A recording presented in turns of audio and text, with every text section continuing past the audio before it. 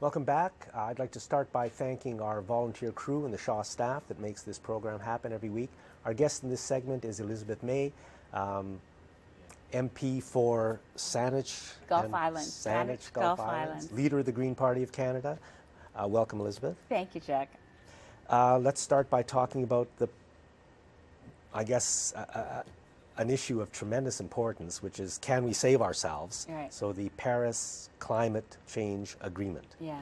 We were enormously lucky this time around that we actually got 195 countries, 196 parties, because the European Union, you've got to get double counting. So if people were trying to figure out how many countries are there on the planet, all the countries were in Paris, actually 19 kilometers outside Paris, in an industrial area called Le Bourget, for the deadline of negotiations. Now, we've had deadlines before. 2009 was a deadline, and the negotiations were in Copenhagen, and we had a complete disaster. And it's taken every year since 2009 to rebuild, to put things back on track, to get near a place where you could imagine that all the countries around the world could agree to work together to move us off fossil fuels, because that's what this agreement really is about. So we really were remarkably successful in the over 2 weeks of negotiations that took place. And of course, it couldn't have been more dramatic or difficult. I mean, November 13th, Friday, November 13th, were the dreadful attacks on innocent people throughout Paris. So we had a tremendous loss of life and a terrorist attack, which created, some people said, well, maybe you should move the conference, maybe you shouldn't go ahead with the climate negotiations. So it was just about 2 weeks after that every 150 heads of government from around the world opened the discussions on November 30th, calling for climate action. I've heard that what came out of Paris was good. I've heard that what's come out of Paris is an absolute disaster because there's nothing there. So are you saying, I think you're saying it was a positive outcome. Yes. Is that because there's hope that we can build on this? But what was actually signed is not much. What was actually signed is important. What was actually signed is a work plan that requires countries to keep coming back on 5-year markers to say, this is a global stock taking. Where are we now? How much more do we have to reduce emissions to meet the ultimate goal? So it really mattered what the goal was. Is the goal to avoid 2 degrees global average temperature increase, which was what was previously what they talked about in Copenhagen. A very significant step forward in the Paris Accord was that the goal was agreed to be 1.5 degrees. Now, for those viewers who are watching, it doesn't sound like a big difference if you haven't been following the climate issue, but a global average temperature increase, a half a degree is huge. A degree is huge. 2% is a disaster. 2 degrees takes us... 1.5% may be a disaster. 1.5 degrees will give us a very good chance of avoiding the loss of the Greenland ice sheet. 2 degrees runs a higher risk, not a certainty, but a higher risk that we lose the Greenland ice sheet. Okay, and what does that mean to... 6 to 8 meters sea level rise. That's the difference between losing the Greenland ice sheet and not losing the Greenland ice sheet. So 6 to 8 meter global sea level rise. So you don't want to lose the Greenland ice sheet. Yeah, and for low-lying island states, for Tuvalu, for the Marshall Islands, for Maldives, these are delegations that are very active in the negotiations because they're talking about survival. A 2-degree global average temperature increase virtually guarantees that these nations will be submerged. So for their survival, and as they have said in negotiations, 1.5 to stay alive. For Canada, which was great, we changed government, obviously, and in the global negotiations, instead of being a country sabotaging progress, which we had been for the last 10 years, we were a country that was willing to be progressive. And when Canada's Minister of Environment, Catherine McKenna, changed our position to 1.5 degrees, that had an effect in encouraging other countries. So let me just say, I know there's a difference of opinion about how effective the climate agreement was. Before we went to Paris, people were saying it wouldn't be legally binding. Well, guess what? We negotiated, and it is a legally binding treaty. And it says the global goal is to avoid 1.5. Before we went to Paris, scientists whom I respect enormously, like James Hansen, said, well, they're going to go to 2 degrees. 2 degrees isn't good enough. Well, the negotiations were exceeding expectations. Is it perfect? Absolutely not, because ever since the creation of the World Trade Organization in the mid-90s, global environmental treaties have not been allowed to use trade sanctions as enforcement measures. So Kyoto didn't have enforcement measures. This treaty doesn't have enforcement measures either. But it sets in motion a cooperative, collaborative, global effort to reduce emissions. And if you read the agreement, it's really clear that what we're talking about is all the nations on Earth just agreed that we're going to stop using fossil fuels. And if you read and if you understand the science of 1.5 degrees, it means we've decided to do that as quickly as possible. Okay, so here we are in Canada. Yeah. Since the signing, I've noticed more cars on the road. No, the idea of slowing down or stopping or using less, I mean, we all want the tar sands maybe to shut down, but nobody seems to want or even be thinking about ourselves using less.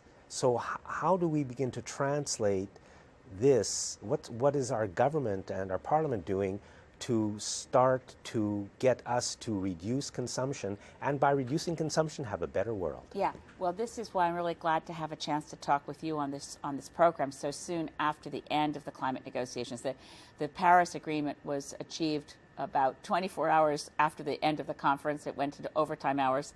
So since December 12th, we've had this commitment, and it has to be signed and ratified by countries around the world.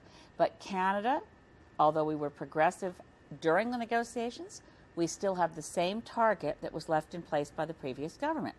So we need to be doing everything possible as citizens engaged on this issue to push the British Columbia government to do more, to push the federal government to come up with a plan. Because bear in mind, for the last 10 years, we've had no climate plan and no climate action.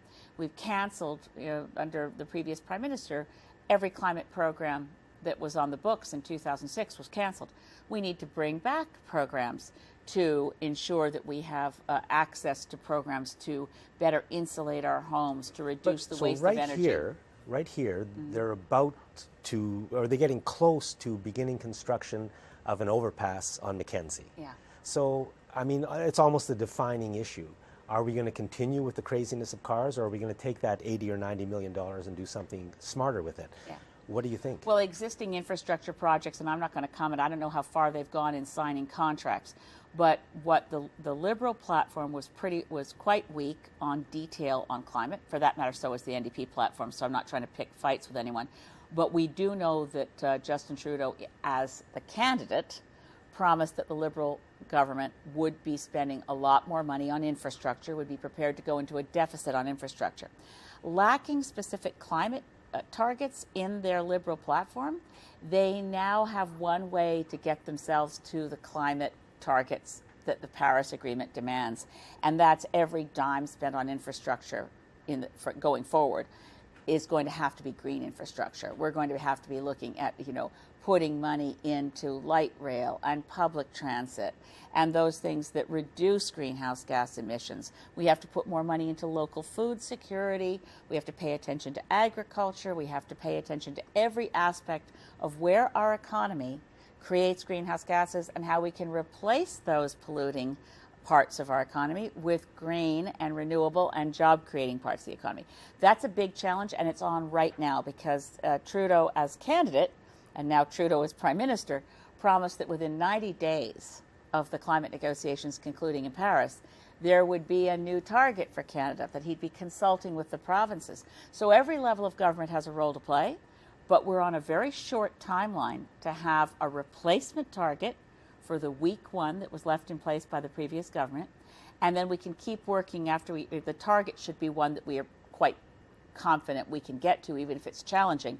But the details of the plan, who does what, how do we move away from the internal combustion engine? A lot of British Columbians have already moved to hybrid cars. More British Columbians than in other parts of Canada are already moving to electric vehicles. There's a real demand for greener public transit, whether we're talking about the corridor rail from Victoria to Courtenay, or we're talking about getting electric light rail from Victoria out to Swartz Bay with stops in Sydney and at the airport. That's where infrastructure money should be going. I'm not going to comment on Mackenzie because I don't know how far along they have gone, and I'm sure they've got a lot of signed contracts. I don't think so. Well, then in that case, you want to look at every single dollar being spent on infrastructure, particularly on transportation. We should be looking at public transportation that's convenient and reduces greenhouse gases, just as we need to figure out how can British Columbia, as a province that has renewable energy, and this is a project for the provincial government and for citizens of BC, to really make an assault on BC Hydro policy, because BC Hydro won't let British Columbians put a solar panel on our roofs and sell the excess energy back into the grid. We need feed-in tariffs, and we need to be able to sell our generated renewable energy, whether we're a homeowner with a roofing tile that generates solar electricity, or a new technology for tidal power. And there are people with tidal power technologies that are testing them, that are generating electricity off our coastlines, but can't sell it into BC Hydro. BC Hydro should be embracing geothermal and solar and wind and massive amounts of energy conservation so that we can help Alberta go off coal faster. Okay, and that does not include Site C. Okay, what do you think of Site C? Site C should not go ahead. Okay. Site C offends the commitments to First Nations, to treaty rights, and it is not a good bet for us economically as British Columbians. That was made clear in the environmental assessment report. If you wonder what we should do creatively in that region, is wind power, where the excess wind power is used to pump water up into existing reservoirs, and that's a storage facility so that when the wind isn't blowing, you can let that water back down, generating hydro on an existing reservoir. The flooding involved in Site C is not a good project in terms of, certainly for farmland, disastrous. For First Nations, it's an assault to treaty rights. And for our energy needs, it's completely wrong-headed. Okay. Thank you, Elizabeth. That's great. Let's move away from climate change, which we've got to do something about that. Yes. So, to proportional representation. There was a lot of talk during the election about a nationwide discussion on PR. I have a friend who's involved with Fair Vote BC, and he has a question for you, which is, you ask Green Party members, or will Green Party members be willing to sign a petition in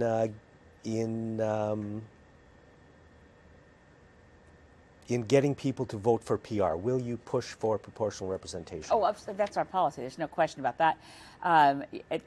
Let's go back and say again what was in the Liberal platform and what wasn't.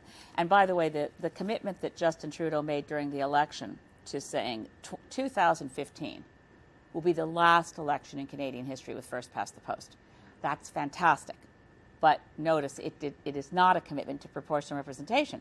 Right. It's a commitment to getting rid of first past the post. It could be that, and I think it's likely that Justin Trudeau prefers a ranked ballot or preferential voting. But the Liberal government, the new government, has committed to a year's worth of consultation on what Canadians want to replace first past the post. So great groups like Fair Vote Canada and Green Party, we want to be campaigning across this country to educate Canadians, number one, why do we want to get rid of first past the post? A lot of Canadians don't know. I mean, there was a piece by Margaret Wente in the Globe and Mail. We're going to see a lot of editorials from the mainstream media saying, let's not get rid of first past the post. It works just fine. So we have to educate Canadians about how perverse it is to have a voting system where a party that gets the minority of public support gets a majority government. Only first past the post lets that happen. That's what happened and why we had 4 years of devastation of our laws under Harper's administration, with a minority of the votes, 100% of the power. Justin Trudeau's incoming Liberals with their majority also have a minority of public support, and they're proposing to do some things that redress that. That's counterintuitive. We've never had a government that won a majority before that was prepared to reduce their own power. We have to work hard to get the message across that we want real proportional representation, not ranked ballots, not preferential voting, but a single transferable vote or mixed member proportional, a system that ensures that every vote counts across Canada. And what that means is if a party gets 10% of the vote, they will get about 10% of the seats. And if you get 25% of the vote, you get about 25% of the seats. The one that's favored by Mr. Trudeau, which I think is called ranked ballot, Yeah. is possibly even worse than, in some ways, first past the post. I don't know if it's worse, but it certainly doesn't meet the objective, which is an objective that's important in a democracy, that every vote counts. And a lot of Canadians don't know that. I mean, we're so used to the way we vote, and it's not often reported in Canada, that this first past the post system is only used in modern democracies. There's only 3 countries left that still use it: Canada, the US, and the UK. By the way, speaking of perverse results from elections, my colleague, the Member of Parliament for the Green Party in the British Parliament, and she's, as I am sadly, by herself. She's in a parliament of over 600 members of parliament. Carolyn Lucas, who's a fantastic Member of Parliament in the UK, she told me when I was talking with her at the climate negotiations that David Cameron's government had gotten a majority in the UK with 24% of the popular vote. I mean, talk about a perverse result. So we know, if you're familiar with electoral reform, and I know a lot of people in southern Vancouver Island are really engaged with this issue already, but if you're familiar with electoral reform, we know we want proportional representation. So the new Minister for Democratic Institutions is Mariam Monsef.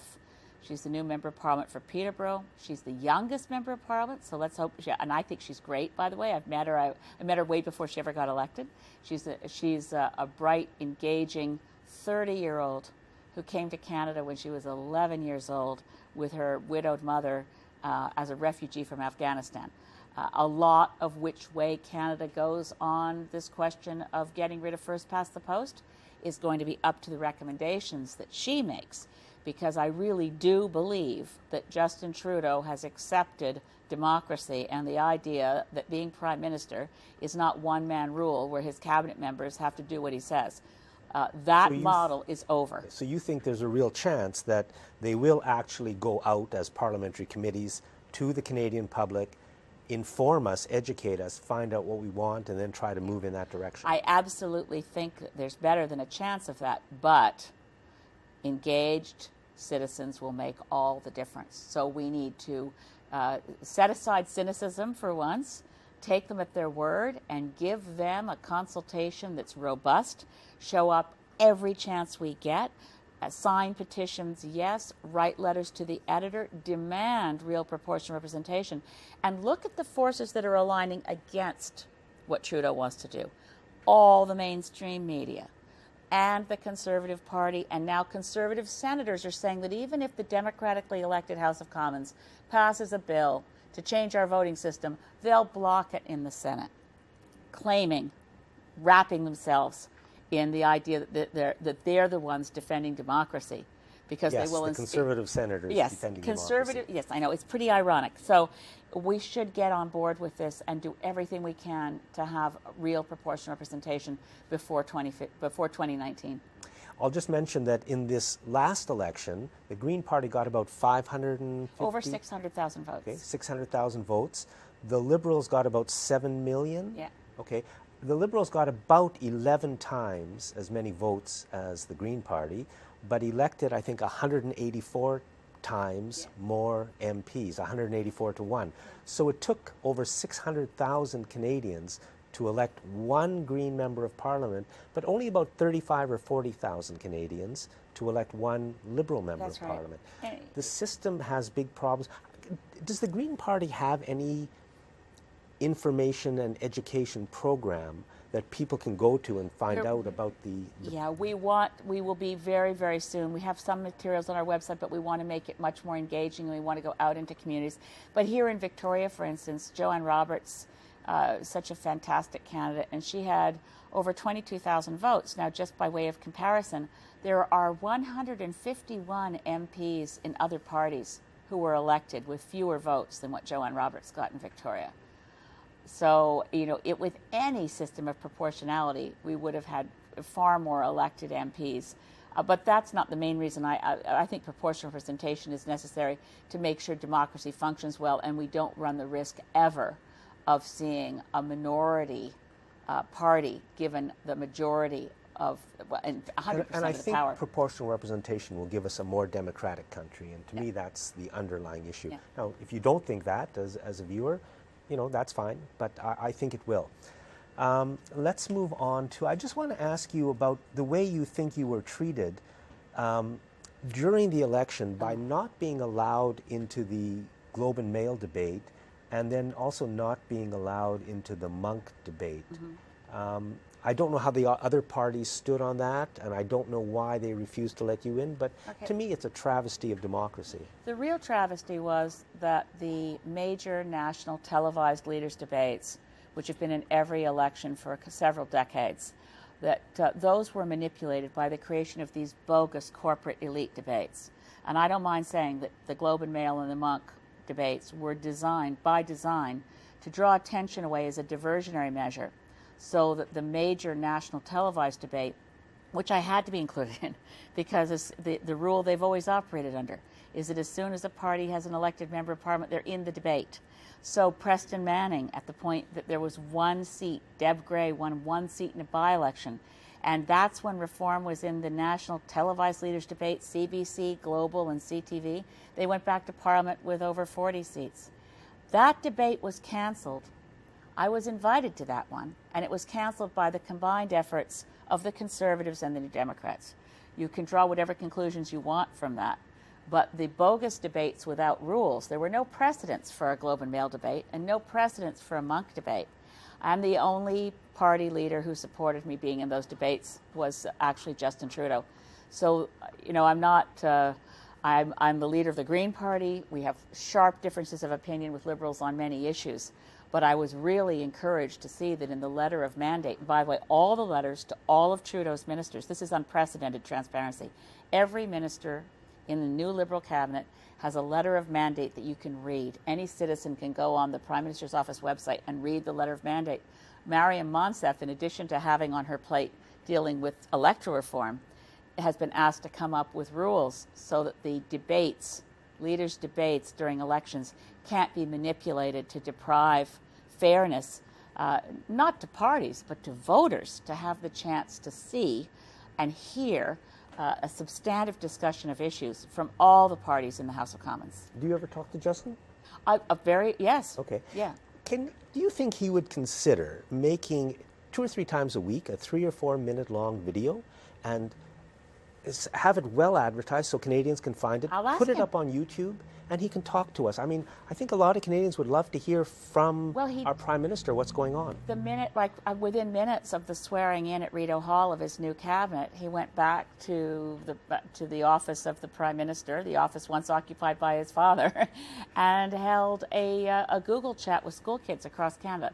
I will suggest, he's interested in doing these kinds of things. I don't talk to him all the time, obviously, but I was enormously pleased that within 3 days of the election, he made time to talk to me. I went to Ottawa specifically to see as many cabinet members as I could and to talk to the Prime Minister, because I knew that it wasn't likely he'd get the kind of briefing on the climate negotiations that someone who'd been at so many of them, which I have been, I wanted to give him a sense of the lay of the land and what I was hoping he would be willing to do as a new incoming Prime Minister. And so he gave me a half an hour of his time within 3 days of the election. We have a good working relationship. He knows I won't agree with him on everything, but we do agree that a respectful discourse is important, and re-engaging particularly Canadian youth in the democratic institutions of this country really matters. Okay. And hopefully we can save the planet while we're at it. Elizabeth, thank you very much. Thanks, Jack. Good to be here. And thanks for watching this segment of Citizens Forum.